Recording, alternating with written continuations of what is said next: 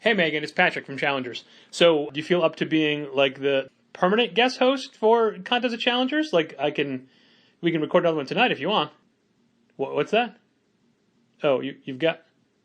No, that's okay. No, it's fine. No, that's cool. It's fine. Yeah, thanks.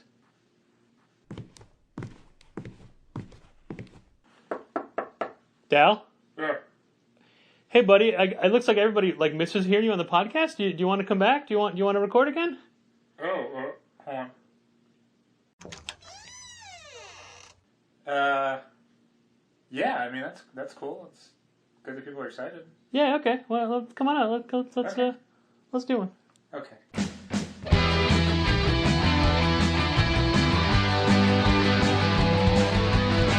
From Challengers Comics and Conversation in Chicago, this is Contest of Challengers. And now, here are Dal and Patrick. Welcome back to the show, Dal. Yeah, I had thought I was rendered superfluous, as was always my intention, but no! Back for another one.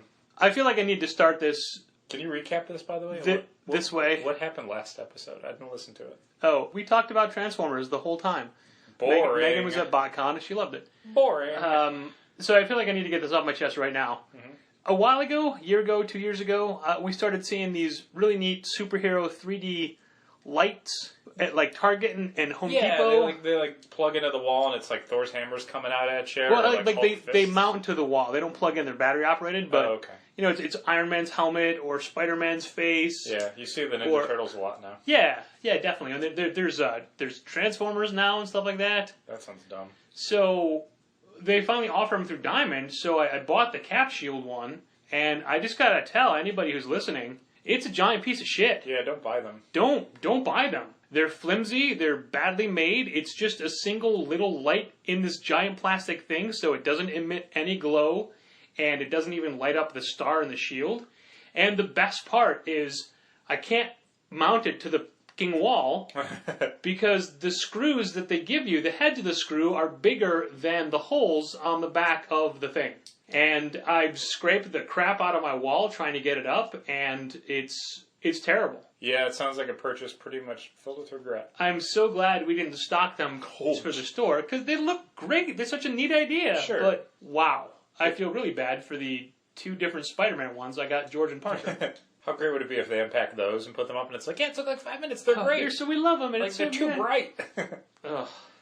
Yeah, so I have it on now, taunting me, laying flat on a shelf because I can't hook it to the wall. Mm-hmm. Man, what a piece of crap. Sorry. It happens.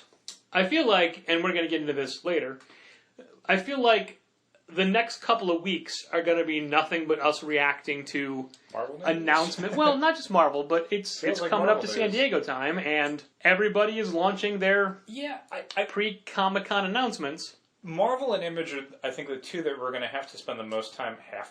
We'll probably spend the most time talking about. DC just did their giant, here's 20-something new titles in a month. So while there will be new announcements at San Diego, they won't be on the scale of Marvel, who is yet to announce 50 different titles they'll be launching through the end of 2015, and Image, who at every expo has over a dozen new books. Yeah. DC will probably have 5 or 6, probably. They've said that all the titles they're launching in June, they're going to give at least 12 issues. Yeah. So there's not canceled titles that they can replace with new titles. They would just be adding more books, and while they'll do that, again, it's going to be relatively small compared to the huge amount they just dumped in June. I feel like one of the big... Man, I keep saying I feel like. I think, in my humble opinion, I think one of DC's big announcements... Here's my last thought on that. One of DC's big announcements at Comic-Con will be who's drawing Dark Knight 3. Yeah, I think that'll be a big thing. DC, more than Marvel, has these kind of event things that they can usually pull out of their pocket. Yeah. Stuff you can revisit, or things like Multiversity or Dark Knight, or, things on that scale where it's not necessarily replacing a book or spinning out of a main storyline, but that they can sort of slot in somebody and say, okay, this guy's going to do something crazy and big.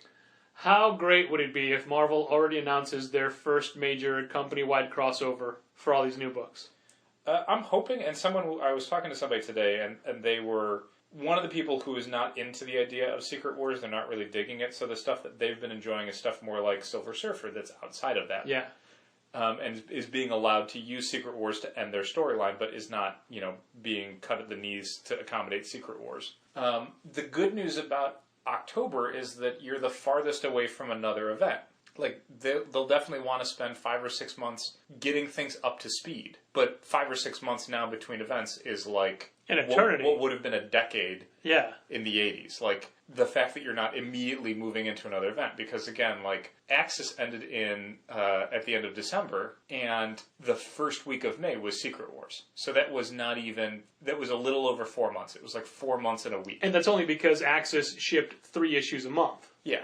They Like, blew out their 9-part been a crossover in 3 months. Yeah. I don't think it would ever be that. They would never do an event for that long because they know they have more events they have to do. I think the longest amount of time you'll see them spend on any event is going to be about 4 months now, which is basically what Secret Wars is going to end up being when it's all done. Like, I think it'll run a little long because they're running a little late, and they've said they don't want to take Esad Ribic off the book, which I think is very smart. But yeah, it's a thing that because it's running late, will run 5 months instead of 4. I don't know. I think they can change the artist out. I mean, everybody's favorite issues of Superman Red Son was number 3, right? Man, I like Killian Plunkett. I can't bag on that book.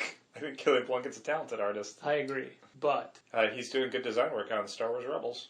No? All right. Anyway, we'll get to the comic announcements a little bit later in this very episode. Okay. Of which, don't forget, you were fan requested back. Is that right? Sure. Okay, cool. Let's talk about some inside the retail industry changes that have happened in the last week. Actually, yeah, just the last week. Okay. First and foremost, the one that impacts us challengers specifically the most, and this is why we can't have nice things. No. Marvel has discontinued their First Look program. Now, avid listeners will have heard us talk about it often and how valuable of a tool we think First Looks are from every company. Yeah. And how Marvel had recently changed theirs from posting it themselves to having it be done via Diamond, where very obnoxious account numbers are generated multiple times across every page of every book. It's watermarked like they crazy. Offer. Luckily, the watermarks were applied dynamically as you're downloading it. And they were basically, it was art layer, then watermarks, then dialogue. So the dialogue was never obscured by the watermarks the other way around. But yeah, it was Marvel switching from what was a Flash-based website interface into downloadable PDFs, which it was nice because you could read them offline, but it was not nice because there were watermarks all over the place. But you could still get the gist of a book and figure out if it was good or bad, or if you wanted more of it or less of it, or how you were going to promote it or explain it to customers. All valuable tools. So why did Marvel decide to suddenly, after all this effort and getting a new program up and running, why did they suddenly decide to cease doing First Looks for retailers? Apparently a retailer had read the First Looks that were intended as a sales tool for retailers and divulged information from them to a comics rumor website. Because one jackass had to be the cool guy and tell somebody else, hey, here's the new thing that I know.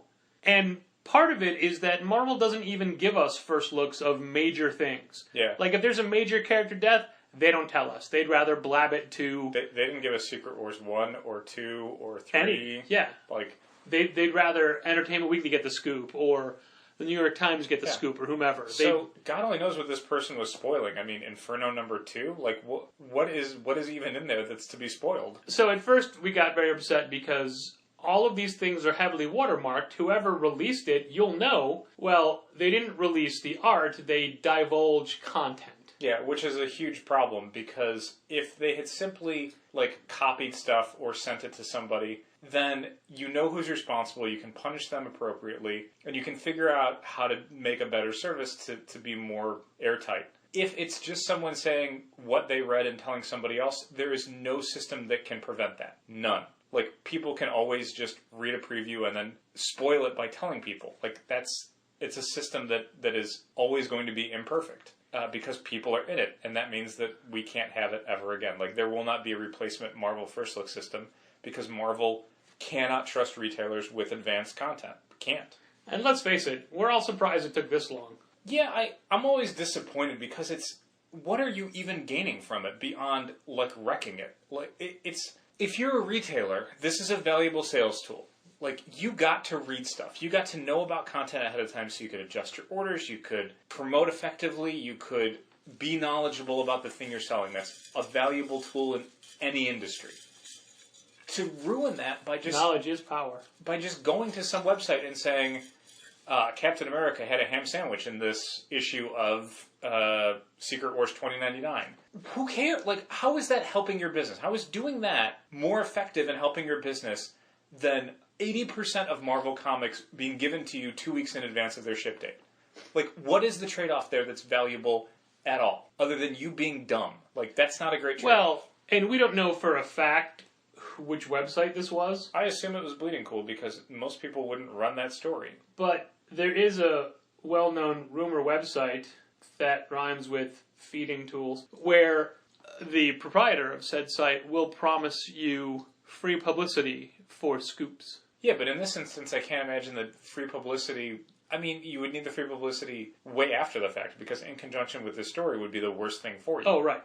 You know, it's always promised on the line. The way most... Oh, just quid pro quo? Yeah, like we and many other retailers would get a, hey, we know you're going to this private closed-door industry meeting. The Comics We'll Pro trade you Summit plugs Diamond for information. Ugh. So, I mean, maybe they felt it was worthwhile that way. And I'm sure they don't... That's terrible. And it's not. It's I so gotta short-sighted. So often when I talk to other retailers, they don't take advantage of the first looks. And I know other stores do, but so few do that... There's so many retail tools that people don't use. In another real quick aside, DC has recently changed their terms of sale. That was our next... I'll let you do it then. Go ahead. Let's do just... Okay, DC's changing up their terms of sale so that formerly, if they change the content or any of the advertised parts of a comic book between the initial order period in previews and the release of the book, that book would be made returnable. So if they said that I was writing an issue of New Suicide Squad, and then by the time the book comes out, Patrick is writing the issue of New Suicide Squad, that would make the book returnable. But they changed it now so that during the final order cutoff period, which is 3 weeks before the release of the book, if they've made changes, as long as they notify you then during the final order cutoff week for the book, or before, that absolves them of needing to make it returnable. Like, that is them telling you all the most up-to-date information. They've given you everything you need to order effectively. That change is putting them in line with every other publisher that uses the final order cutoff nobody else system. gave us that kind of a leeway. Yeah. And to be fair, DC, it still seems that if Dallas listed it as the writer and it doesn't change before the FOCs, but it changes after the FOCs in those 3 week period, that would still be returnable. It'd still be returnable. And that's the same for everybody. Like, Marvel had been using these same rules and regulations where as long as they tell you before final order cutoff, they don't have to make it returnable. But if they do it 2 days before the book comes out, they got to make it returnable. Like, do that's they not have the to? thing. I don't recall them ever actually making anything returnable. That's because they don't do it that way. Yeah. Like, if final order cutoff coincides with the point where it's going to the printer, so they know the book is done. They know exactly who's writing and drawing it at that point. That could change a month before final order cutoffs, but the week of final order cutoff for that title, they know who's doing it. But that's the thing that we use religiously and we pay a lot of attention to, but a lot of retailers don't. And it's a hugely valuable tool to order correctly and make sure you've got the right books. But a lot of people don't even use it. A lot of retailers have no idea how it works and just place their previous order and forget about it. And 2 months later, stuff comes in and they sell it or don't sell it. So, yeah, things like first looks and final order cutoffs, so many people don't use them. When I had first wanted to complain about the first looks going away in a retailer forum, and I expressed my unhappiness with it, and then quoted the Marvel mailer that told us about the change. Some of the reactions were like, let's find out who did it and burn them to the ground, that kind of stuff. But one guy's like, yeah, you know, I used this service for Weird World #1, and it was a good book, so I ordered a bunch more. Mm-hmm. As if it was him saying, this is, like, I can relate to this because I used this one time, as opposed to every single week for most of their books. Sure. Like, you would read every book. I would not read every book. I wouldn't read every book. If there was a title that I'd already stopped reading, I wouldn't keep reading issues of it. I would already know everything I need to know about it and stop reading it. But just to show you how people don't use it, and again, it's not a convenient format. You have to download it and read it on your computer and have watermarks, whatever. Dal had even set up a shared Dropbox folder for all Challengers employees to have access to all of those books. So it can benefit everybody doing their job better.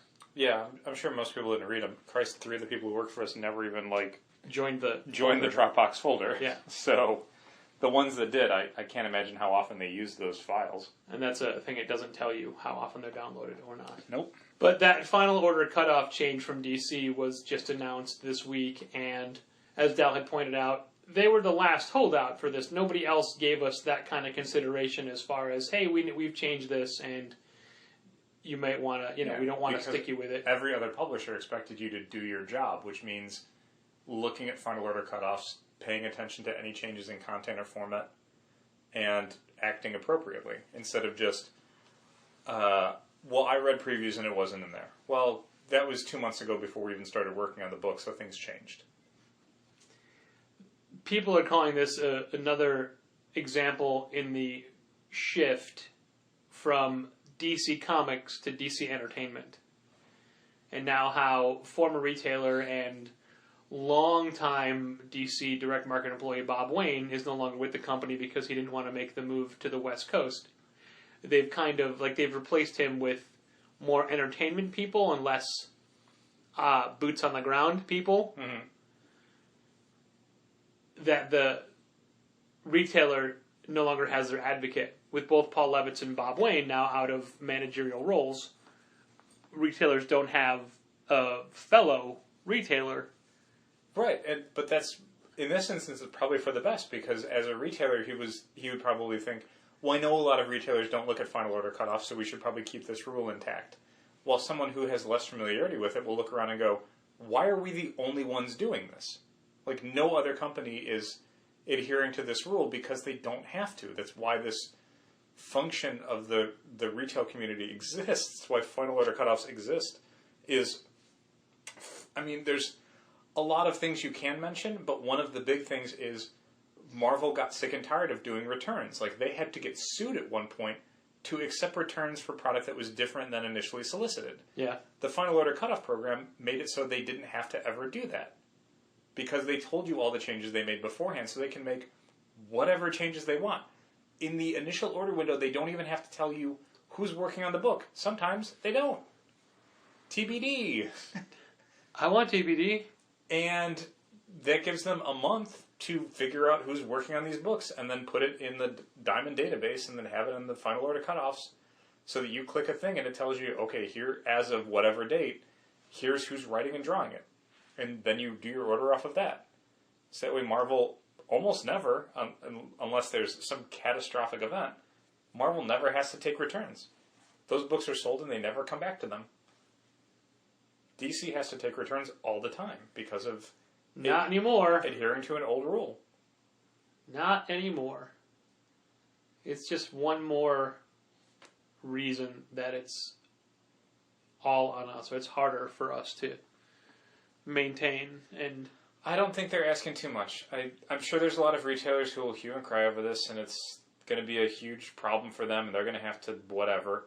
This is just basic doing your job stuff. If you weren't already doing it and now you have to, well, you learned an important skill today then.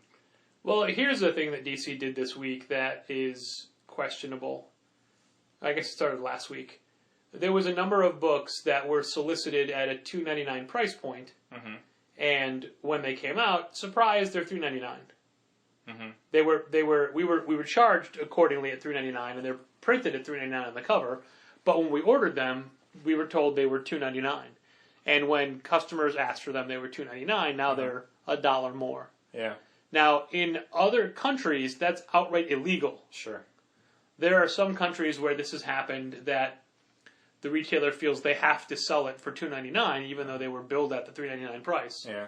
So rather than break their country's laws, they have to sell it for cheaper and eat the money. But this is it's a kind of thing where they're very upset, but American retailers are like, well, it's not illegal here, so whatever. Yeah, I don't really care a whole lot. If it was illegal, I would care about it. Yeah. I just took a survey tonight. Dark Horse had us do a survey.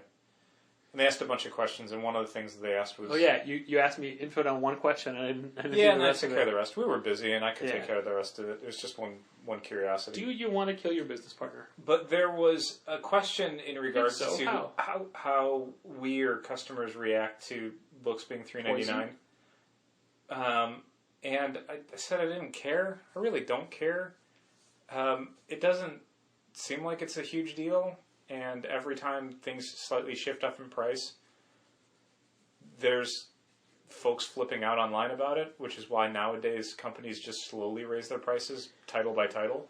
So then you don't even notice that everything's $3.99 now or whatever. Yeah. Yeah, I mean, things are random prices, and if you like the book enough, you're not going to notice the dollar between $2.99 and $3.99. I don't think I could tell you off the top of my head what most image books go for. Some are $2.99, some are $3.50, some are $3.99. It happens. I was a little bit surprised today as I was ringing stuff up that X-Men 92 #1 was $4.99. Was it really? It's a $5 book. Ugh. Yeah. And it's digital content, too, so Marvel already made their money on that. Wow. But they're compiling, like, 2 chapters worth of it for $5. So is it extra thick? Is it... Yeah, it's got more pages in it, but I don't know that it's got twice as many pages in it. It's Wow. probably just got a few more pages in it. Wow. But people didn't care. That book sold great. Yeah. Folks were excited about it. We've talked about this a million times. The price doesn't matter because it's not like you can get a $3.99 or $2.99 X-Men 92. If you want X-Men 92, it's $4.99. Take it or leave it. Saga could probably charge $4.99 and you wouldn't lose a lot of readers because the folks that like Saga would gladly pay $4.99 for it. True. As long as it kept coming out and they could get it. If the option was that or not read Saga anymore, they would pay the $4.99. You'll get people who will drop off books when the price gets too high, but that's more like an accumulation of a bunch of different titles. If you're only reading Batman or Saga or Avengers or Gem and the Holograms, the price is irrelevant. If you're buying 40 titles a week, you're going to notice that extra buck here and there. And it's been well documented that if a publisher leaves a book at a lower price point when they could charge an extra buck for it, it's not as if the goodwill of that lack of a dollar extra will cause them to get enough readers to balance out had they raised the price. Yeah. It never does economically. We see it in a micro scale when someone has a week where they only get 1 or 2 books when they normally get 5 or 6. They don't look around and find two or 3 more books to buy. They're just like, all right, cheap week. Yeah. And that's it. That money goes right back in their pocket. It gets spent on gas or rent or food or anything else. That money spends the same everywhere. You don't have to spend it at the comic shop. Oh, sorry. I thought Megan was going to talk again. Okay. Do you like a sound clip you can drop in there? Some cut footage from last episode? Nope, we used it all. Did you? Okay. Most of it. All right. Maybe edited like 10 minutes out total. Okay. Another thing that happened in the Another reason why Megan is great. Inside the comics industry this week, which I had not heard of happening before, was if you're a retailer, you get your books, your weekly comics that you sell to earn a living, you get them one of 2 ways. Either they're delivered by UPS or a freight company, or you pick them up. And if you pick them up, it means you're driving to a warehouse somewhere in an industrial park where Diamond has a drop point where they take a city's worth of books and drop off at a warehouse and all the stores that want to converge and pick up the books at that point. Yeah, it's your major metropolitan stuff. Your Chicago, your New York, your LA, places where there's dozens and dozens of stores, not 2 or 3 places. I want to say there's 5 of these hubs, but I'm not positive. Yeah, I mean, I would assume maybe 1 in Florida as well. Yeah. But definitely like Chicago, 1 or 2 in New York maybe. We're lucky that there's LA. 1 close enough to us to make it worth my while every Tuesday to drive out to Elk Grove Village to get the books. But I mean, there's stores by us that don't drive out there. They still get theirs UPS. Yeah, but I'm sure that's like we don't have a car or there's only 1 of us, Yeah. what have you. We've got things in our favor that make it way more economical to get them ourselves. And we get to get them a little bit later than everybody else, which most people would think is not a good thing, but that means there's no rush. Yeah, you're not fighting 15 other accounts to get to your stuff. You just walk in after they've already gotten theirs, and then you just pick yours up and go. Today was one of those rare times where I had to wait for somebody to get off the ramp before I could actually back up and get the books. It was funny because there was another store waiting as well, but they didn't wait. They just went and used a dolly to get their books, and they had one full-size box and one inner box. And that was their store's worth So of 1.5 boxes. They had 1.5 boxes. Yeah, and it still took 2 trips. Wow. Yeah. That's inefficient. And then there was another car that I was behind, but they were unloading computer printers. Okay. That's how you get your books. Those 2 ways. You go get them or UPS drops them. Earlier this week, a UPS truck, or I guess the truck that was delivering the books to UPS. No, that doesn't make sense. I think it was UPS truck.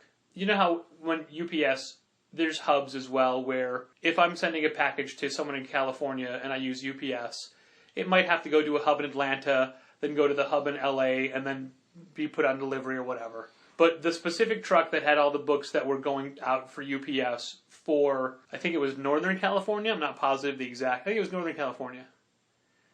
The stores on that route, the truck broke down, and by the time somebody got there to transfer the merchandise and get it to the split-up point, it was too late. So any of these stores that were relying on UPS this week would not get their books until Thursday morning. I was going to say tomorrow, but this is well past Thursday.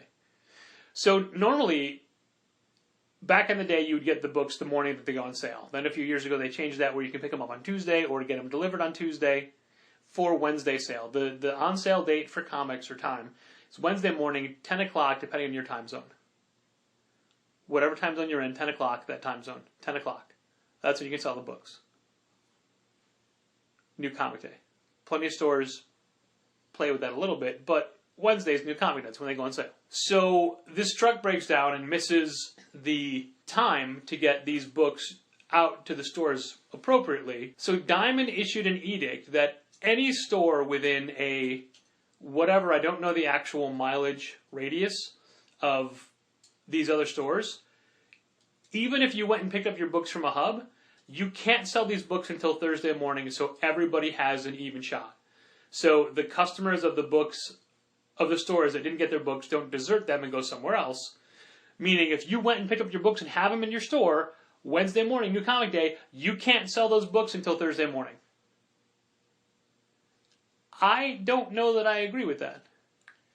Yeah, it is an interesting rule. I don't know that any other industry would abide by that. I mean, if you're a supplier and you're sending stuff to Target and to Best Buy, and Target gets theirs, but Best Buy doesn't for whatever reason, if you went to Target and said, hey, can you not sell that for another day so Best Buy can get theirs? I don't know if they would ever stop laughing at you on the phone. Yeah. Like, they would immediately be selling them because they know for a fact you can't get them at Best Buy. So the idea that your distributor is telling you, no, it has to be fair for everybody, I don't know that that is fair for everybody. Yeah, questions that arise are, how much warning did you give the other stores? What is the geographical radius for this to be taken into effect? Is this a standard policy? Where is it in writing? Why have we never heard of it before? Kind of thing. Mm-hmm. And it was literally laid out that if you are a store that was told not to sell the books until Thursday and you violate it, you get a strike. And it is a 3-strike, policy. But you and I had said, well, we'll take the strike. Yeah, if you're telling me that this is 1 strike of 3, then yeah, I'll do it. Because I know I'm not going to ever break any rules. Like, until the next time a truck breaks down. Yeah, I mean, this isn't an unfair rule, and it seems kind of arbitrary. Because again, like this is to my knowledge not been enacted before in a way that you're telling. Again, like what is the percentage? Like if there's 50 accounts being serviced in this area, how many didn't get their books? 25, 30, 10, like 3. Yeah, how many people are being inconvenienced so that other stores who had a fluke happen, and man, flukes happen. Boxes go missing from the hub. UPS doesn't show up the day they're supposed to. A box is full of the wrong account's books. Like, a lot of things can happen that make sure that you don't have your books on Wednesday and you get them on Thursday. This week alone, all of our copies of the new Imonen graphic novel, Russian Olive to Red King, didn't show up. We got none. We got 0. We didn't get a single one of them. So if you're a huge fan of that book, you might go buy it at a different store, and that's unlucky, but it's a bad thing that happened, and the world is an imperfect place. I don't know that it would have necessitated, like, Diamond calling every other store, calling Quimby's, calling Brainstorm, calling Gmart, calling Dark Tower, and telling any of them who might have ordered it, which I don't know that they all did, you can't sell this book until Challengers gets theirs next week. Like, yeah. No. It sucks for us. I don't know. here's what Diamond should have done. The books that you're getting this week, we're going to make them all returnable. You know? If you lost sales to another store because you didn't get your books until a day later, they're returnable. Yeah. Well, I mean, that's the thing that we would ask for, but we would have to hound our rep and be like, here's a list of all the books, we want these returnable, et cetera, et cetera. Honest to God, it's not a big deal. If your business is so tenuous that your customers can't wait one extra day to get stuff and they will abandon you en masse, you have way bigger problems than Diamond giving you your books one day late. There were a bunch of accounts, UPS accounts, during the snowstorms last year and earlier this year. Oh, yeah. UPS accounts didn't get them until the day after. And that was nationwide, man. That wasn't just one little local area. But you know what? If you went to the hub and picked up your books, you sold them on Wednesday. You weren't told not to. Yeah, I don't know who did this, who made this decision, but it feels incredibly poorly thought out and probably not one you're likely to see Diamond make again. We're going to follow up on this once those specific questions have been answered and see how Diamond reacts to it. They won't. Like, I read those questions that someone had posited online to a retail forum and said they were going to send to Diamond. And these questions are necessary questions, but they're assuming that there was, like, a lot of thought put into this decision at Diamond when it feels more like someone hit an emergency button and stopped the presses. Like, it's that sort of, okay, well, this is happening right now, and these people are upset, and we can't fix it, so, okay, no one sells their books until Thursday.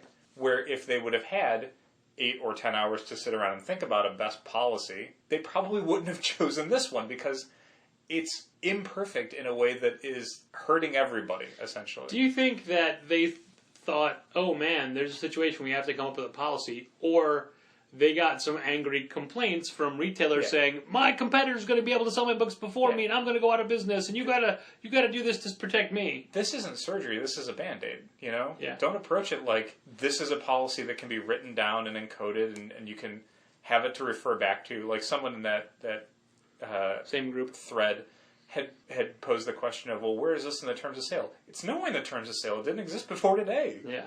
They did this to solve a problem, not realizing it would cause 3 more problems. But that's what happens when you make decisions quickly. Sometimes they work out, and sometimes they cause more problems. You hopefully learn something from your solution that was bad. I bet we find out that this has happened like 5 other times, but like in Kansas or in Oregon, where we'd never heard of it before. Yeah, I mean, it's possible that this is a thing that happened like 1 week in 1999, but since no one was on Facebook then, no one could complain about it to everyone else in a retailer forum. But Thank you, Internet. Yeah, thanks, Internet, for speeding up outrage. Yeah, I don't expect it to be a situation that would ever occur again, because I think hopefully Diamond's learned something from this, and that this is not the best solution for that sort of problem. And if they just delivered all of their new comic boxes by drone. Yeah. That said, there is almost no incentive for Diamond to make a better solution to a problem like this, because where are you going to go? Someplace else? Yeah. You'll get the books when they feel like it. Yeah. This is the X-Men 92 is $4.99 because where else are you going to get it?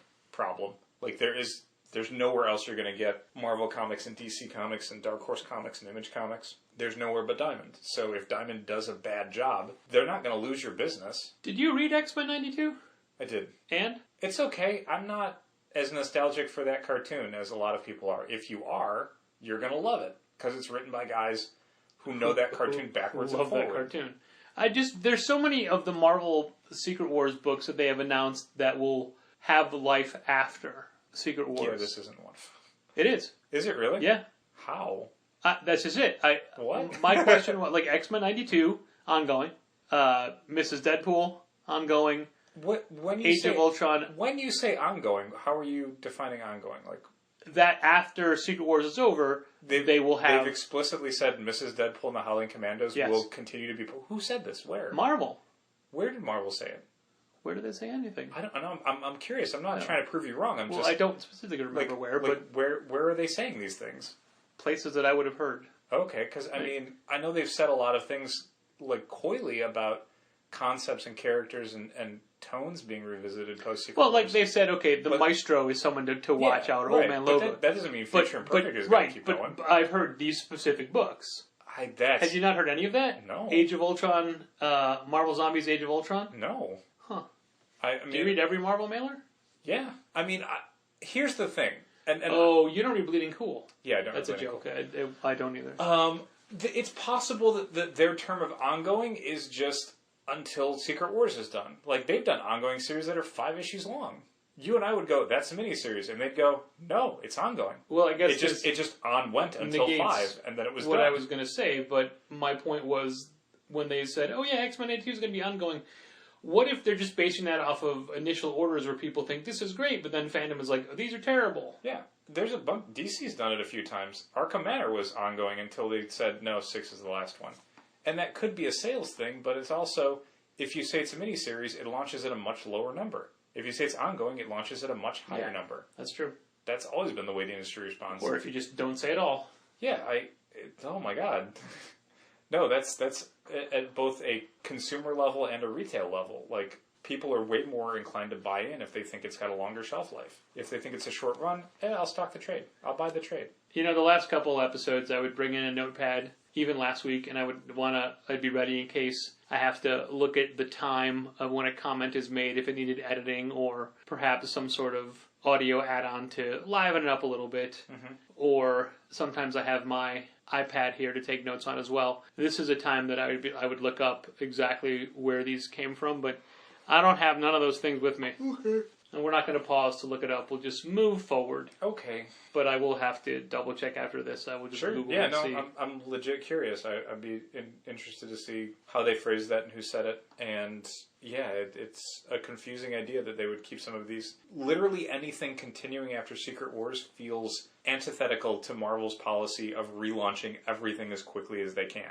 Like, everything in September that they've talked about is a new number 1, or October rather, even if it's a book that's only been around for, 10 or 12 issues. No, it's getting a new number 1. Spider-Gwen is getting a new number 1, and that thing will have had 5 issues. And it's getting a new number 1 with the exact same creative team. Yeah, it's issue 6, and it continues the storyline. So it is issue 6 of the book, but issue 1 sells better than issue 6, so they're going to call it issue 1. So the idea of like Mrs. Deadpool and the Howling Commandos number 6 shipping in October is one of those like, what? they would be renumbered like everything else. They'd start over again. But these are series I can see that. Would just have for their life. Yeah.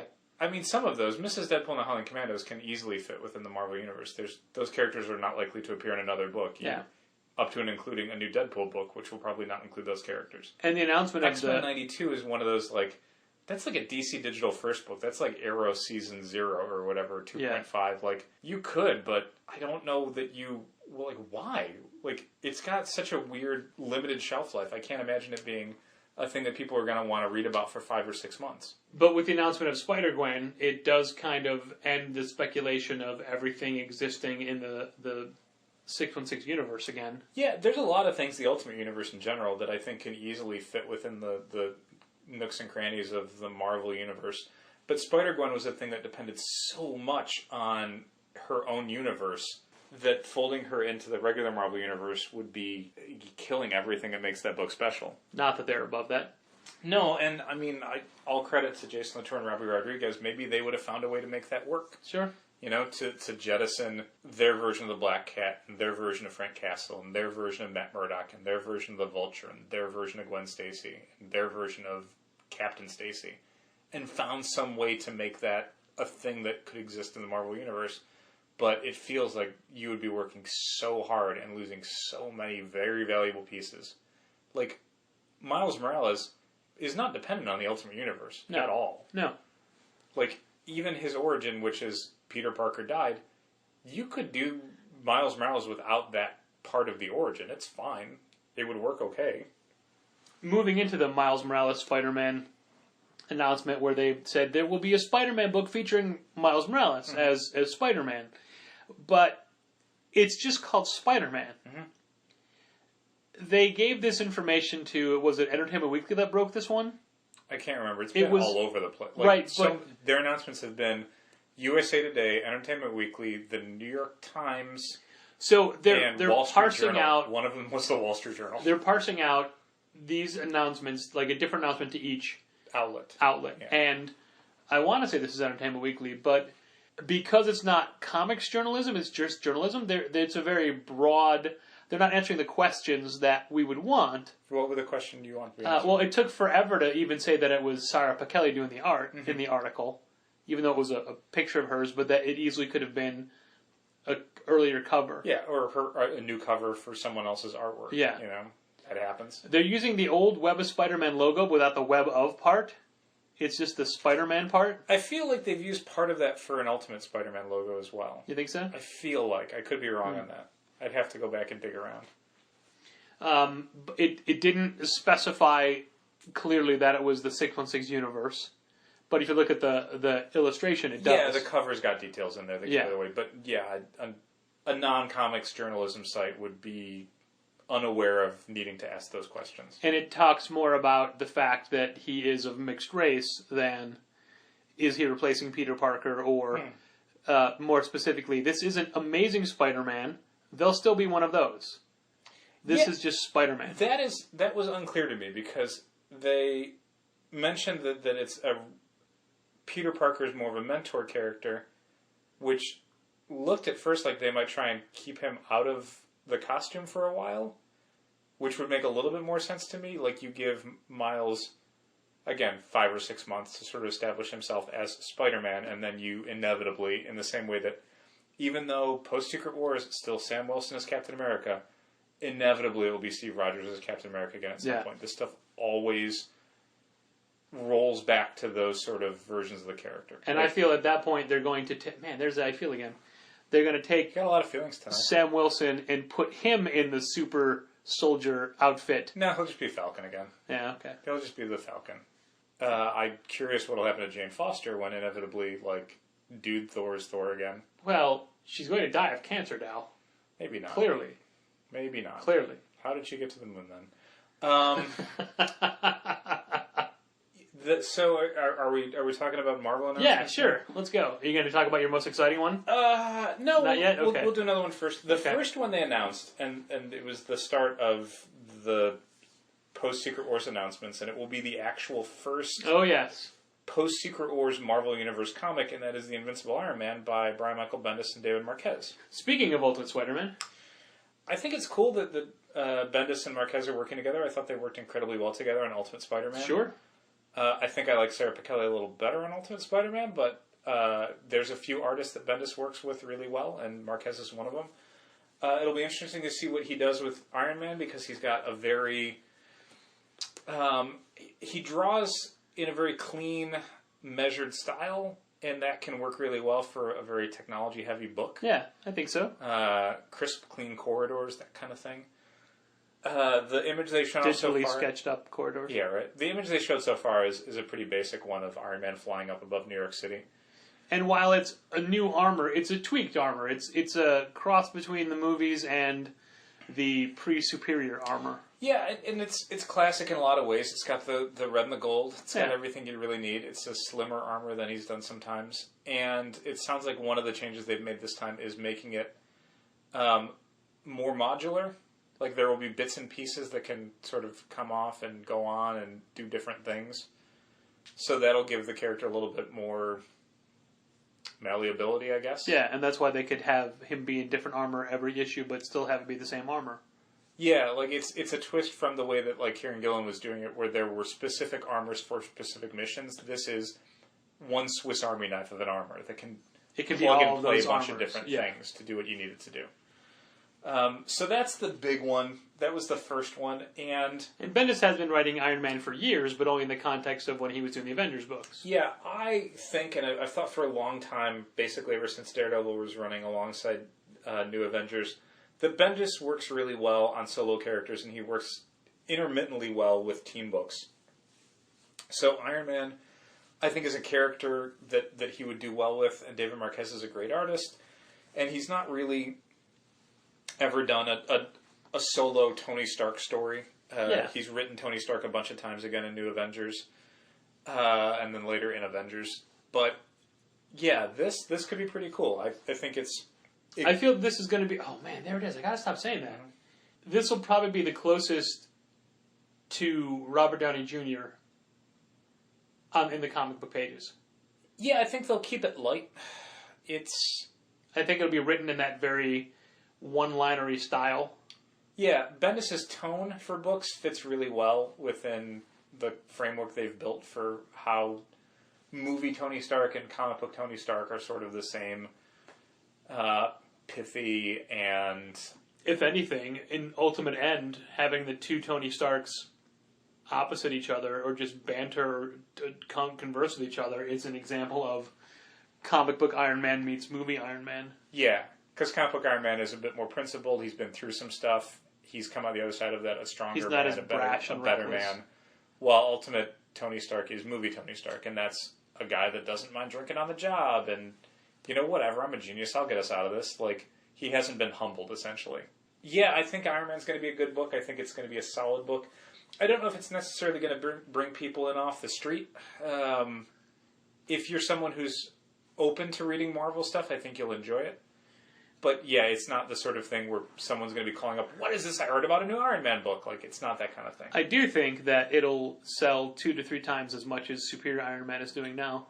Yeah, I think it might even go higher than that because Superior Iron Man did not click with people. It was coming out of Axis, which most people didn't really enjoy, and I don't think Yoda Racinar's art was doing it any favors. I know that art is very subjective, but I don't think he's a good artist objectively. And Tom Taylor is a writer that people have enjoyed, but he's not really broken through in the way that people would seek out his stuff. So yeah, I think Invincible Iron Man's going to do well. I think people are going to enjoy it. It sounds like it's going to be a very straight-ahead, easily accessible Marvel Universe comic. It's not got a lot of weird edges on it. It's just sounds like a solid Iron Man comic. A couple of weeks ago when you asked me to name the top Marvel writers... We both forgot a major one. Well, we did. But also, so far, these Marvel announcements, of which they have said there are 55 to 60 new books. Yeah, there's a preview book that we're going to be... Getting next week. No, I'm sorry. For July 1st. Yeah, okay, that is that one. Yeah. That will have a lot of things in there. I'm sure most of it will be things they will have announced before the book comes out. The preview book comes out. But there might be some things in there that are... Yes, they have to preview the preview book. Fresh and new. That's how the internet works now. It's how the PR cycle works. You got to tease the teaser that's going to be in the trailer, that's going to be for the main trailer, that's going to be for the this pre-roll. This is off topic a little bit, but I was talking to comic writer Greg Pak this week, and he has a, as of yet, unannounced creator-owned book coming out in the fall, and he's talking to retailers about how to best market this. And one of the things he's going to be doing is a pulls list pre-order site. Like, you can go to his site for this book, click the drop-down menu, find your store, and then say, hey, challengers, I want to order this book. I want it on my pull list or whatever. Which I think is a lot of extra work for Greg Pak and a really good idea, but I tried to explain to him that that'll only happen after the book comes out. Yeah. But what he had said is that for creators, there is a 3-pronged cycle. You have to promote your book heavily for initial orders, for FOCs, and for when it's actually out. Yeah. And you have to do it each time to a different audience, but also as if you've never done press for this book before. Because you can't assume that people are going to keep up with you. But anyway, the announcements that Marvel has made so far are all A-list writers.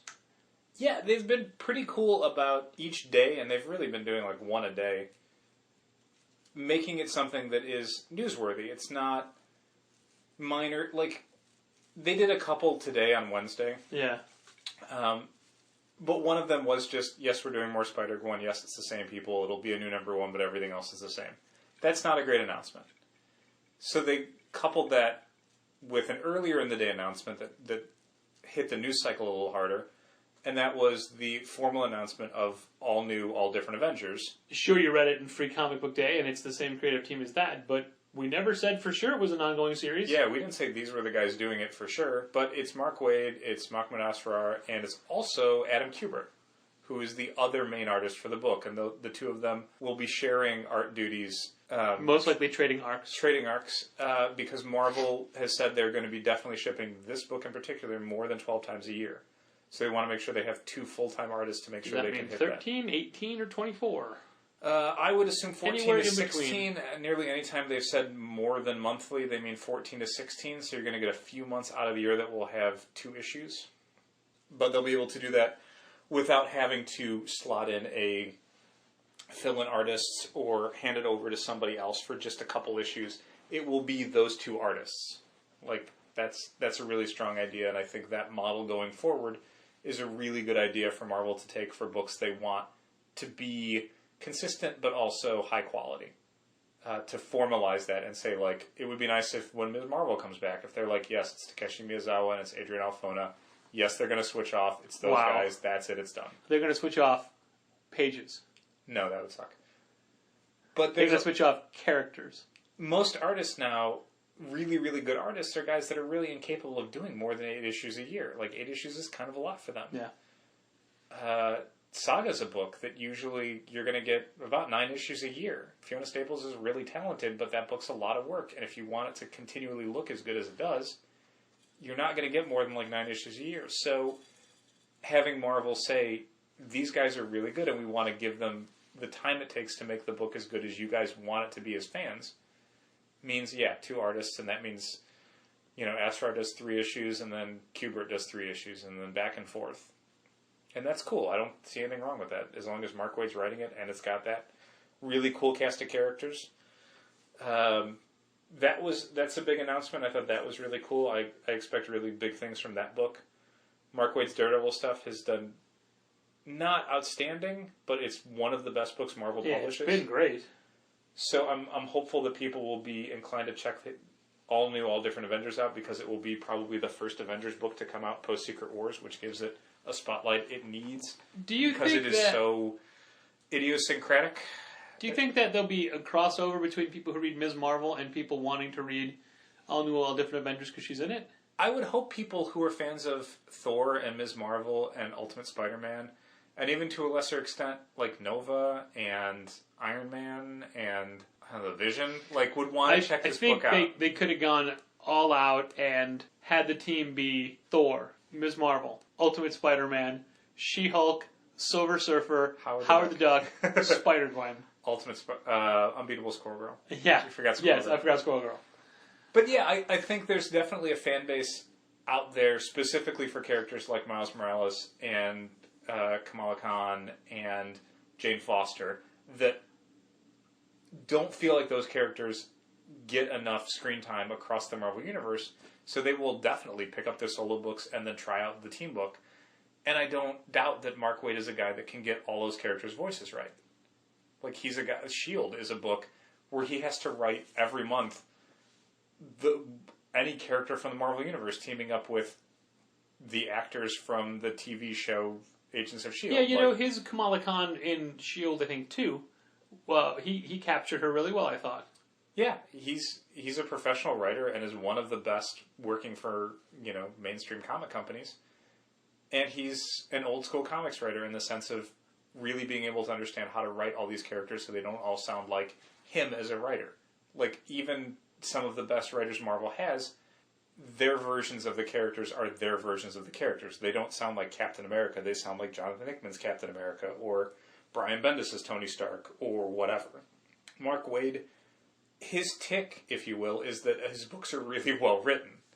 There isn't a thing he puts in there or the way that people sound or the way he writes them. They all sound like the characters. They don't sound like Mark Waid. So he's a really good choice for a book like All New, All Different Avengers, because it will just be an Avengers comic. It won't be Mark Waid's Avengers comic that feels like it's its own discrete thing. It'll feel like an integrated part of the Marvel Universe.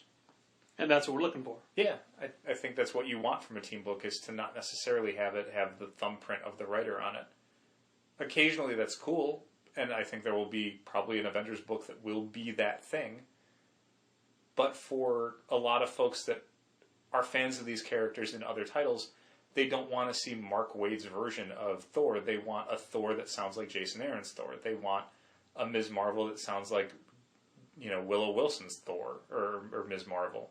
They want a Miles Morales that sounds like Bendis' Miles Morales. They want all of those things to be part of one book. What they've come to expect. Yeah. They want more of that. Yeah. And that's how Marvel Comics were for decades, but doing that now is kind of original almost, because it's not how most writers approach their books. Like Matt Fraction's Hawkeye is Matt Fraction's Hawkeye. It's not the Hawkeye that's showing up in Secret Avengers or is showing up in any other book. It's specifically his version of the character. And I think that we're now going to get this writer's specific version of this character in one of the other announcements that they've made so far, in a book that we're both highly looking forward to, the new Doctor Strange. Yeah, Jason Aaron and Chris Bachala's Doctor Strange book is very, very cool. Jason Aaron was a name that came up in a conversation last week as someone who would do a very cool Doctor Strange. Yep. The art was Mike Del Mundo was the guess, which would have been cool, but I think Chris Bachalo is an amazing choice. He's one of my favorite artists, full stop. And Doctor Strange is not a character I'm super connected with, so I don't care what they change about him. I don't care what they have to do to make it into a book they want to write and draw.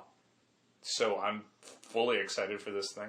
Do you remember who we were talking to about that? I don't recall. I think I had a guess. I thought it was Drew. Was it not? I don't think it was Drew. No? I think it was Chris Arneson. Okay. I think. I don't remember. But I could be wrong on that.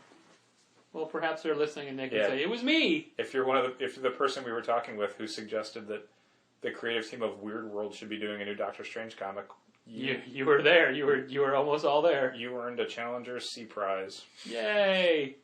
Yeah, this book is going to be action-packed, dynamic. Yeah, lots of running down corridors. Oof. It's very simple to get me excited about a book that's written by Jason Aaron and drawn by Chris Bachalo. Man. I had surmised incorrectly, I believe at this point now, when we first saw the illustration that David Marquez did of Doctor Strange with the axe, I thought, oh, that's Ares' axe. Maybe Doctor Strange will be the new god of war. No, he's just a badass that uses a bunch of medieval weaponry now. He's just got a magic axe. And a bow and arrow. Maybe there's a few of those. Maybe it still is Ares' axe, but he just has it. Yeah. That is a book that we're going to order heavy on. We're going to push it so hard. Yep. It's going to be so many copies. You will not be able to avoid having us say that Doctor Strange is a cool comic. Man, you should be checking it out. So, stepping out of this realm briefly and going into a discussion of other retailer practices. Yeah. And I can't remember what the topic was, but it was something to do with subscribers and subscriptions and how you maintain it. And first of all, one of the people talking was a guy that doesn't have to deal with any of this stuff, but he gives his employees these, like my pop media analyst goes over what books he thinks are going to be important for the month kind of thing. Like that's their title, pop media analyst. Sure. And there was somebody else, and I can't remember the name of the... Book of Death. This one guy is going to put Book of Death in every subscriber's spot. I would hate that. Especially because... If I was a subscriber, no, thank you. He's not giving it to them. He's putting it in their box as a way to say, hey, give this book a chance. No. But so many people are just going to see that $4 price tag and be like, I didn't order this. I think that's super presumptuous. I do too, and it's a thing we don't do. And even when we put in free books, or like the Invincible book we gave everybody had a price tag of 25 cents on it, we were just giving it to them. Yeah. So many people were, this isn't mine. Yeah, and we had to very quickly say, no, this is it's a jumping off point. We're giving it to you for free. And I can say that after giving away 300 plus issues of Invincible to all of our subscribers, we have, I think, 2 more people down for it now. Maybe. Yeah. Yeah, no, I don't know if they read it and didn't like it or didn't read it or... But to be fair, we didn't do that as a way to say, this is a great book, you should jump on board. This was a, hey, here's a thing we can give you. Yeah, we like it, we think it's good, check it out.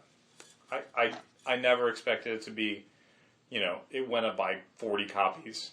That was probably, for Invincible at issue 120 whatever, that was probably never going to happen. It was not likely to happen. I'm trying to think of other books. I think the one other book I recall being announced so far for all new, all different Marvel as of this recording was the new Captain Marvel series over the weekend at Heroes Con in Charlotte. Good book. Thank you. Patrick successfully transformed with no instruction and with only a few seconds a Q Transformer, which is a very small $10 transformer that is mildly articulated, but is intended to be like, these things go for like 600 yen in Japan. Like they're They're like the cheapest. It's a ball jointed and pops back on. Sorry. Anyway, over the weekend at Heroes Con in Charlotte, Kelly Sue DeConnick was, I think, a special guest, and she had a panel, and amongst the various questions that she answered, the topic of Captain Marvel came up, and she had to tell the somewhat crestfallen audience that she would not be continuing with the Carol Danvers Captain Marvel comic post-Secret Wars, and her explanation for that was that because Carol Danvers is going to be a star of a solo Marvel Cinematic Universe movie, if Kelly Sue stuck with the book with a new #1 post-Secret Wars, she would basically be signing up for another 3 years of doing that book. And she's already been doing that book for about 4 years. So she had decided this would be the point where she should probably let somebody else take over. Is that it? Is there more to it than this? Yeah, that's it. Oh, okay. It's pretty simple. It's a weird transformed state. Yeah, it's meant to be as simple as possible, and it's super deformed basically. Yeah, okay. So it'll just have a giant. Who is this? Hot Rod? That is Hot Rod. Did I get it right? You got it right. You got it right. Who am I? A nerd. So Kelly Sue had announced over the weekend that she would not be continuing with Captain Marvel post Secret Wars. So Captain Marvel and the Carol Corps will be her final stint on that book. Marvel Tuesday, I think, announced the new creative team for Captain Marvel #1 that will be coming out in probably October. All of the announcements that we've mentioned on this episode will likely be books launching in October. Here's a little bit of confusion on the back cover of this week's Previews magazine. It features Invincible Iron Man #1. By Bendis and Marquez. Yes. Even though these are the books that are for September. Yeah, everything else in the catalog are books that are shipping in September. And while we will be ordering Iron Man #1 for the first week of October, it's not orderable for you yet. Correct. It is for us. It's not in... I guess we could start taking orders. And, yeah. And it's probably going to be on Comixology because it's in the catalog. But it's not in like your version of Previews. It's just in ours. Yeah, that's true. It's a little weird. But anyway. So on Tuesday, Marvel announced the new Captain Marvel creative team, and I'm going to butcher some names probably. The two writers on the book are the two women who write and produce Agent Carter for ABC, and that is Michelle Fazakis and Tara Butters. More famously than Agent Carter, they were, of course, the producers and showrunners for the most successful CW series of all time, Reaper. What is Reaper? It's like Chuck, but better. I'm sorry. I understand Chuck. You're familiar with Sock, the constantly quoted character from that series? Is he the markered up sock that Mick Foley pulls out of his pants? Sure, okay. Put the Mandible Claw on? So the two of them are going to be writing Were they the Marvel. showrunners of Reaper? Or They were the showrunners. Oh, wow. That show... Huh. And I want to say possibly even co-creators, I don't recall. Okay. But they were definitely the showrunners. And they're the showrunners, Wait, I want to say, people took credit for that show? For Agent Carter.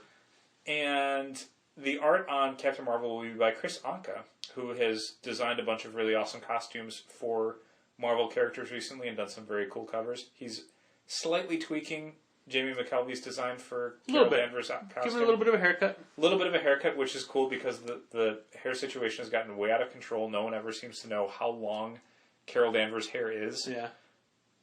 Some of the Ed McGuinness or Jamie McKelvey covers have had her have like a weird like pompadour almost. A pompadour mohawk of all things. And then recently it's just gotten to be like shoulder length hair or longer. So the three creators are now looking at that and saying, well, she's in the military and she's going to have more of a military focus for this series, so she needs to have like a shorter haircut. It has to be a little bit more military oriented. It has to look like something that would be acceptable for military service, not superhero space combat. I like Chris Anka's designs. I like what he brings to the table. Yeah. He's added a pouch or some more pouches to her belt. Yeah, and there's a little bit of more seams and kind of line art to some of the costume. Yeah. Not overly done, not in a Jim Lee style, but giving a little bit more definition to certain parts of the costume. The torso and the stomach and the knees, like that stuff separates a little bit more. So it's not as much of a jumpsuit. It feels a little bit more regimented almost. But I do have slight trepidation about what I've heard of the story elements so far. Yeah, the big thing is that SWORD, the interstellar version of S.H.I.E.L.D., is no longer around post-Secret Wars, so that's Captain Marvel's job. Her job is near-Earth solar system space cop. Not going out into, like, Kree space with the Guardians of the Galaxy, but being around Earth and protecting it from outer space threats. I thought that's what Bucky Barnes does. I don't know if that'll still be a status quo post-Secret Wars.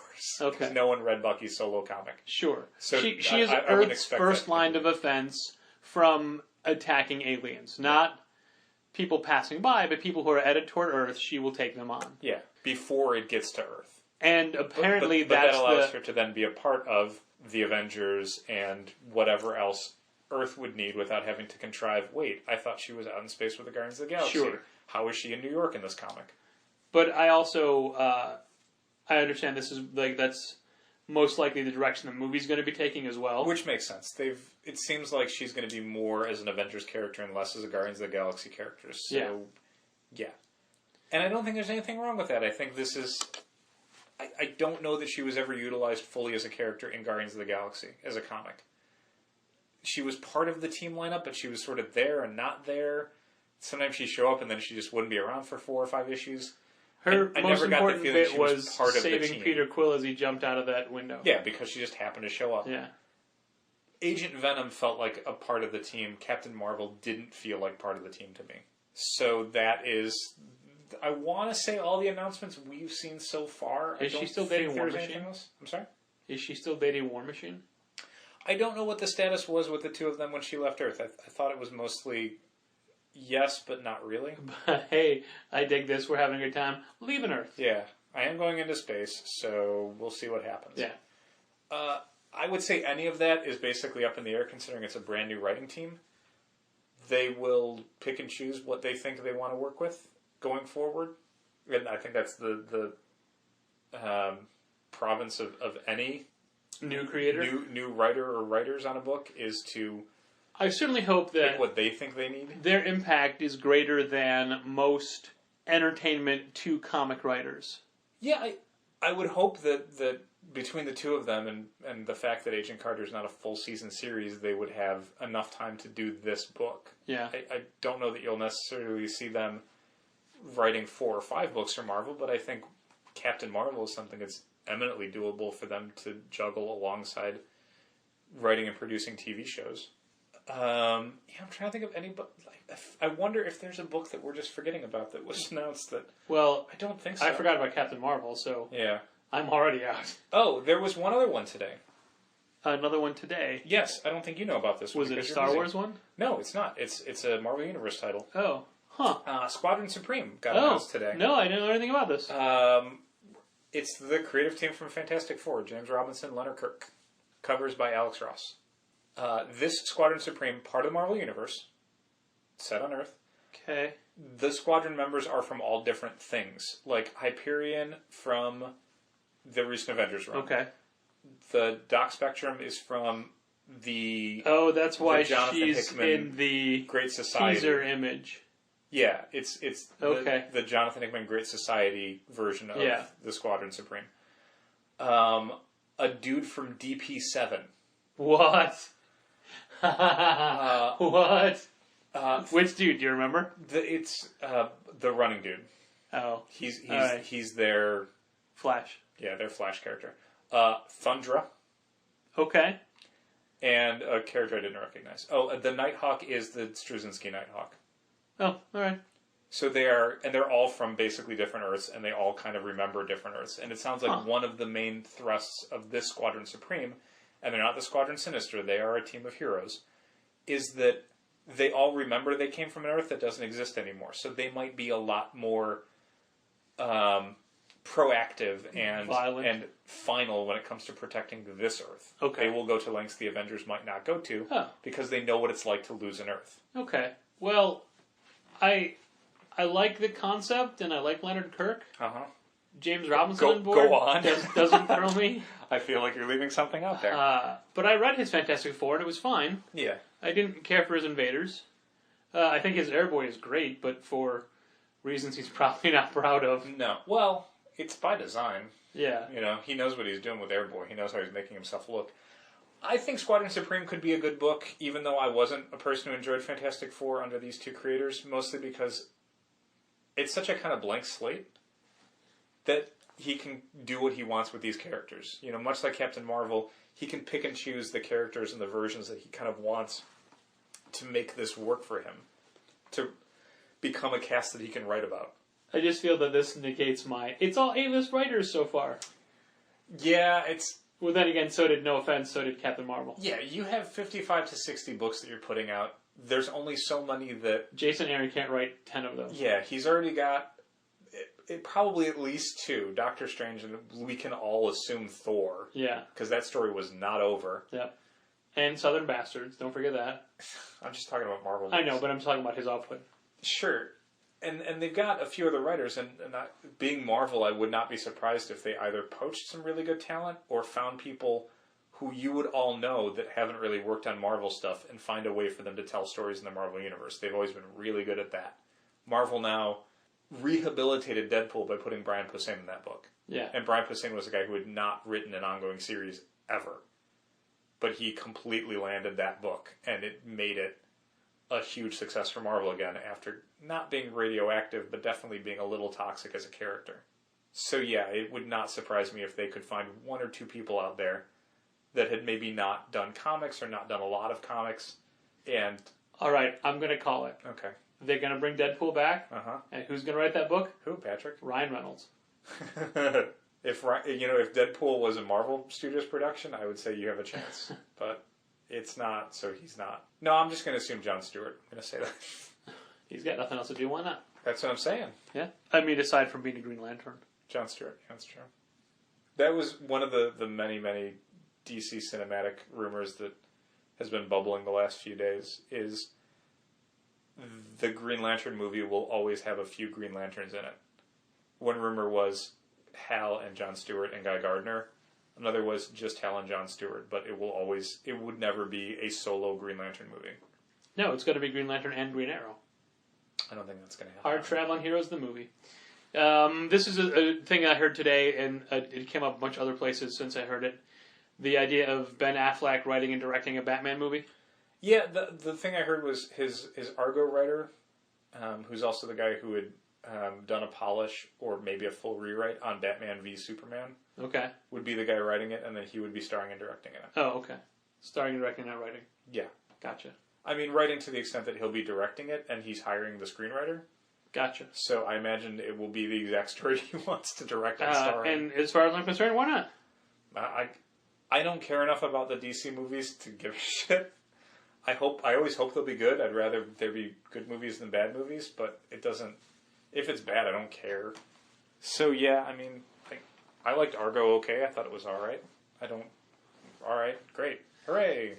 The DC. I didn't mean to say that at all. The Image Expo is it July 1st? Is it a Wednesday? I thought it was a week before San Diego. It was not. Okay. Because I remember when they announced it, I thought because San Diego is in 2 weeks. That's tough to go to because that's not a day before when you're already in San Diego. That is a separate trip for a lot of people. Yeah. Who can't necessarily afford to stay for 11 days in San Diego. I think that's the point. Like, hey, it's like San Diego Light. I guess. Yeah, I want to say theirs is the weekend before San Diego. So, most likely, that'll be next episode. Yeah, or the week after. I think we will have a lot of, like, for the next month, episodes will be, and here's these Marvel announcements, and here's these Marvel announcements. Yeah. I feel like we'll probably... There's that feel like. You have feelings too. I would assume. Now you're trying to say the same thing, but in a different way. Yeah. Let me use a synonym. All signs point to. The weather indicates. If I were a betting man, I had a dream that. Was it a formal piano bar cocktail party? I had that dream too. Various creators from Marvel Comics were there. I would assume that we would probably have the next episode. Maybe if the Image thing happens, then yeah, it would be the Image Expo, and then the following week would be San Diego stuff. But there's a chance that those shift each a week. Do you think that Marvel will put out all of their information in San Diego, No. or It's too much. It's too much. Yeah, there's no way that over a weekend they're going to announce 55 new titles, especially at San Diego. Where One every half an hour. You're fighting for so much of the media's attention. Like, they don't have the bandwidth to care about your 55 titles, even if that was the only thing announced over the weekend, which it will not be. I harp on this all the time, but one of the things that people talked most about at San Diego 2014 was the possibility that Joaquin Phoenix would be announced as Doctor Strange at the convention. That trumped every publishing announcement for the day. Yep. Actual announcements. Yep. The rumor that this guy might be at the Marvel panel and might be Doctor Strange. So, yeah, announcing 55 titles, they're not going to do that. They'll announce what they have to for October, and even then, they'll probably leave a couple like blank spaces for the week or two after. Also, in a couple of weeks, we're going to revisit a theme that we had last year at this time. It is going to be the day-to-day feelings and thoughts of the San Diego Comic-Con this year, 2015, by myself and Ashley Challenger. Each day of the show we'll get together and talk about what we thought about the show. Mm-hmm. Only this time it'll be a lot shorter because we're not going. Okay. But are you going to talk about your day or about San Diego or about both? Well, our what we did in San Diego those days. Okay. So it would basically be the two of you saying, I didn't do anything in San Diego because I didn't go. Well, that's why I said it'd be a lot shorter. That'd be about 15 seconds of that for all 4 days. Yeah. Well, it'll be a little bit longer because, Ashley has a little more ums and ahs. Sure. So, and we'll leave it in to give it the feel. However, I think just to make it more authentic, we will have to rent a hotel room to give it like that sound quality of a hotel room kind of, because all of the episodes most of the episodes were recorded in a hotel last year, except the final one. Like while someone was getting changed before going out to dinner? No, at the end of the day. Okay. Yeah, at the end of the day, just like, hey, here's what we did. But the final one, like, she was so wiped out from the show, the final one was just me. Yeah. There's still a chance we might go. You don't know. It's true, you might. I got a line in a room, kind of. Are there any of the San Diego exclusives that you're interested in? There's too many. There's so many. The Lego ones are the coolest, but they're also the hardest to get. Because that's not a walk up to the booth and buy it. That is, here's a ticket, maybe you'll get one for free. As far as Legos go, I was thinking of the all-new Captain America, but I don't care enough about Legos. I do have a Lego Falcon that I got thanks to Tom Kelly, who bought the I don't know, was it the Hulk Laboratory? Okay. Because he wanted the Taskmaster, and it came with the Falcon. He's like, here, you can just have it. That's cool. That was super cool. So I have that on my desk. And I'm sure you can buy them. People sell Lego bits a lot of places. Yeah, but I don't know. I think there's like an actual like Lego site like Bricklink or something where you can just buy pieces, and I'm sure that includes minifigures. And I'm interested in the Book of the Vishanti, the Doctor Strange set. The Marvel Legends Doctor Strange set. Yeah, but I really want it for the wearable Eye of Agamotto. However, I would like to point out that I was really excited last year for the wearable Infinity Gauntlet. And where is it? Right up there on the shelf. And what is it still in? It's packaged. What has it never been? Open.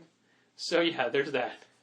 And that thing came, did we both get something from the Hasbro toy shop for that, or was it just the Infinity Gauntlet? I thought you got something too. I don't remember. I can't recall what I would have gotten though. That's the thing. Like, there wasn't the Transformer stuff from last year's show. I don't think there was anything I needed. Yeah, because it was the hair metal box set, which I didn't care about. Yeah. And the movie Dino box, which I didn't care about. The one thing that I would have had some sort of Transformers overlap on, and you didn't go for. Sure, it's still available probably. Yeah. It did not sell super great. That was a passion project from a Hasbro guy. Yeah. And you can tell because they also offered the movie Dinobots in G1 color schemes with a pop-up diorama of the Mount St. Hilary from the Transformers cartoon. Like, that was if you watched Transformers as a kid in the 80s, like, this is a thing that you're going to want. While this other thing was, if you're a super fan and you're, like, super excited by these characters in the weirdest decos, here you go. And it would be like people voted with their dollars, man. Cold Slither set versus, I don't know, I have no reference. But even Cold Slither was from an episode. Like, it would be like if there was a Justice League, but they're all a hip hop group. You know, like if you're a Justice League fan and a hip hop fan, like you would love it. But if you're not both of those things, or you don't think it's hilarious that mashup exists, you're just going to buy an actual Justice League figure that looks like a Justice League guy. What were... Man, I can't remember. The Royal Subjects? Loyal Subjects. Loyal Subjects. Do they have exclusives this year? They do, but I was never able to get the third series of their vinyls, which I talked to them at BotCon, and I'd said, are you guys going to be releasing through Diamond? Because they have a new distribution partner, Bluefin. And they said, yeah, we're still doing Diamond. I'm like, well, when is the third series coming out? Because they were selling them at the show, and they're like, you guys don't have them? I'm like, no, they never shipped them to us. And you ordered them? Yeah, we ordered them. Okay, well, I'll get right on that. So we might actually get them in the next few weeks because it always takes a manufacturer to go to Diamond to say, why aren't your accounts getting the thing that you're supposed to be buying from us? Speaking of that, unrelated to all of this, Apocalyptic Girl. A book that Ryan Brown had been asking us for. And then since then we've gotten like 4 other special orders for it. And Diamond keeps saying, no, we don't have it. And who's it, Dark Horse? Dark Horse. And Dark Horse says, no, they have 1,000 copies. He got his direct from the creator. Yeah. Ryan did. Thanks, Diamond. Yep. Yeah, everybody at San Diego has a million exclusives. So wait, does it mean because you didn't get the... Kotobukiya has... Wait, Royal or Loyal? Loyal Subjects. So are you not getting the San Diego ones? I don't think so. They will probably be available other places. I learned that last year. Right, but I mean, like, would you... Do you just have no interest in them, or... Maybe. I'm at a point where I've collected them for 2 series, and if I can't get the third one, then I can be done. I can be finished with it. After all I went through last year? No, I like those. They're great. Okay. But they were, like... Plus Ashley did part of it. They were for the second series. The exclusives they're doing this year are for the third series. Oh, I see. I don't have any third series, guys. So having, like... G2 versions of the Constructicons. Well, I don't have the G1 versions because that's in the third series blind boxes we never got. Gotcha. So yeah, there can be a separation enough where I can say, this is my collection. It's series 1 and 2. That's it. It's done. Kotobukiya announced yet another San Diego exclusive. Oh my god. So first was Alfred. Which I pre-ordered because that's awesome. Plus he wasn't that expensive because he's like the first appearance Batman they did where there's almost nothing to him. The second one was Deadpool with Headpool and a Chimichanga, which I passed on because I already have 2 versions of Deadpool, the Deadpool and X-Force Deadpool. Okay, before you get to this new one, yes. What is it? Comic themed? Yes. What line? Bishoju. Oh, all right. It's one that when I saw it, I'm like, oh, that's actually kind of a good idea. I mean, the new Starfire. No, it's irrelevant to current publishing because I don't think that character exists anymore. Oh. Although they did have their own... It's a Bishoju statue. Right, it's a she. She had her own book for a little while. Amethyst. No. Marvel, not DC. Oh. Storm? It's a sort of thing that's really easy to do as an exclusive or as a show thing because you're really just changing one color. I don't remember a lot of what they did, and you gave me a big clue with the color. Yeah. And it's Phoenix. No. I give up. Red She-Hulk. Oh. Okay. Yeah, they're just taking the green She-Hulk one, and now she's red. There you go. Okay. And it looks pretty good. It's not difficult to make the body type of She-Hulk be red She-Hulk, because they basically share the same body type. But I don't collect the Bishoju line, so that's wasted on me. But three exclusives, and that's not counting a possibility of a retailer exclusive of one of their statues, like the Grey Hulk was. Last year they had Grey Hulk. Yeah, Grey Hulk was They had Batman. Grey Hulk was an exclusive, but it wasn't a Kotobukiya exclusive. It was an exclusive, like a retailer decided to commission their own exclusive. But they had Spider-Woman. Yeah, okay. So that's 3 from last year that I could think of. I think they did Psylocke. I think they did a Psylocke as well. Maybe. These are 3 directly through Kotobukiya, though. Okay, I gotcha. Because Spider-Woman was at each of the exclusives we got for you or for Luke. They were all or different for Jimmy. places. They were all different places. Yeah, and what Kotobukiya does that I really appreciate is they not only are selling it on their website, but they took pre-orders. So instead of having to wait and see after the show what's left and worry if they're going to have to pay some exorbitant eBay premium to get something, I knew ahead of time. Like, I knew when I ordered Alfred that I was going to have an Alfred statue, and I don't have to worry that they're going to sell out at the show and I'm not going to be able to get it, which is what I have to do with the Hasbro stuff. Like, the Combiner Hunters 3-pack I want, but I have to wait until Hasbro Toy Shop puts it up after San Diego. And if there's a rush on it, if they sell out, then it will never make it to Hasbro Toy Shop, and that's it. I don't get it. I just remembered an exclusive they announced that you can pre-order it. However, they will only fill those pre-orders with what's left after the show. Oh, yes. And it's the dumbest thing. Okay. Chair capes. Oh, that's not what I was thinking of. It's a cape for your chair. What kind? Like just any chair with the back on it? Yeah, like an office chair kind of thing. What kind of cape? Batman or Bizarro. Ooh, neat. How much? I haven't seen yet. Okay. But you can pre-order at the Entertainment Earth website. Do you know if they're plastic or if they're... I think they're cloth. They look cloth. That's cool. They're like the elastic that go around the top of the chair. And I would be getting... Bizarro.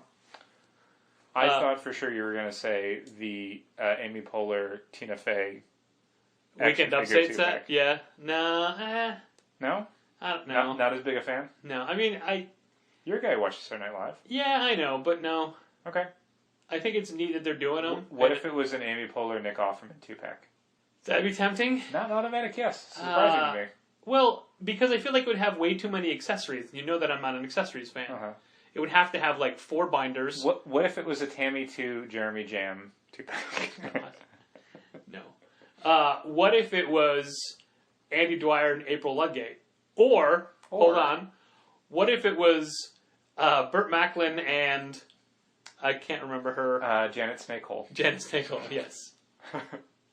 What if it was that? What if it was Donna Meagle and Champion? No, I feel it would have to be... what if it was Jerry and Gary? And Larry. What if it was Brandanowitz and... who else on the show? I don't know. No, obviously I'd get the Adam Scott... Chris Traeger. Chris Traeger and... I can't remember his name. Adam Scott's character's name. Ben Wyatt. Ben Wyatt and Chris Traeger. I get that 2-pack. Okay. Not Chris Traeger and... Ann Perkins? Ann Perkins. Ann Perkins. Ann Perkins. Chris Traeger. And I'd have to get the... I just lost the name of it. The waffle playset. JJ's? JJ's waffle playset. JJ's Diner. JJ's Diner.